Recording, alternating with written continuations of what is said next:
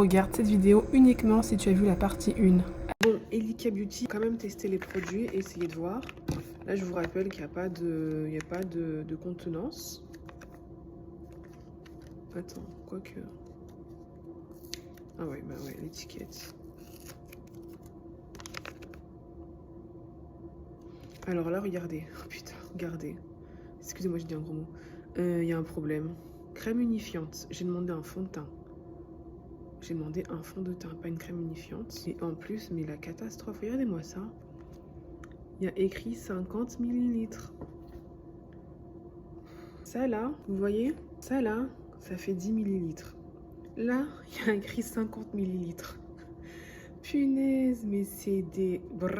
Étiquetage bidon. Inscription entre guillemets légale du produit. Et ça, c'est de la fraude, c'est du vol parce que c'est pas du tout... Déjà, c'est pas sur le site internet, vous avez vu la vidéo, que c'est pas du tout ça. Mais en plus, il n'y a pas 50 ml, donc ça veut dire qu'elle ne vérifie même pas le packaging. Un problème de contrôle au niveau des quantités, au niveau des packagings qui sont reçus. Donc ça veut dire qu'il y a clairement un laisser-aller ou il y a quelque chose qui ne va pas. Mais ne faites surtout pas ça, les amis, si vous avez une entreprise de cosmétiques, vérifiée. Elles ont pris comme ça.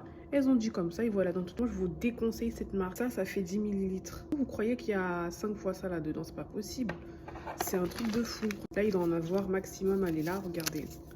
La crème SVR, il y en a 2 ml. Et comment c'est bien plat.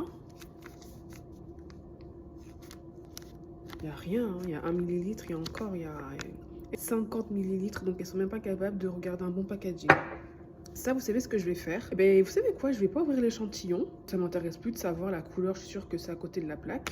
Vu que de toute façon, c'est une crème unifiante, donc c'est pas un fond de teint. À toute fin utile, puisque je suis gentille, échantillon. Bah alors, bien évidemment, premier conseil, envoyez le bon produit, la bonne commande à la personne. Bref. Où est l'instruction pour le recyclage? Où est l'instruction pour la consommation? À savoir...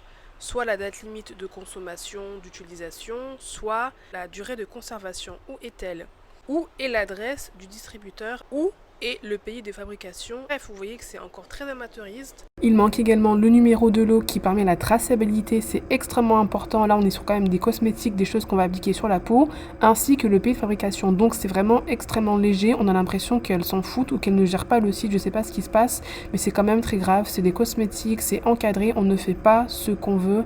Donc là, vous voyez, il y a la date d'expiration du produit. Là, également aussi SVR sur le côté. Et on a au minimum la mention batch K1, donc on sait quel est le lot entre guillemets d'échantillons, et là on a carrément le lot, la traçabilité, donc s'il vous plaît, ne rigolez pas avec ça, c'est important, vous allez vous faire attraper et vous ne pourrez pas pleurer, un contrôle sanitaire qui va tout simplement vous suspendre.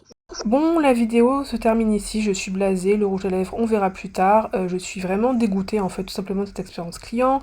Bien évidemment je vais faire valoir mes droits de consommatrice auprès des instances qu'il faut. C'est une vidéo pour ne pas faire ce genre d'erreur, je ne pensais pas qu'en commandant j'allais atterrir sur YouTube juste pour ça, et en même temps ce sont des erreurs faciles à rectifier, mais si on ne les fait pas on va mal finir. Abonne-toi pour la suite.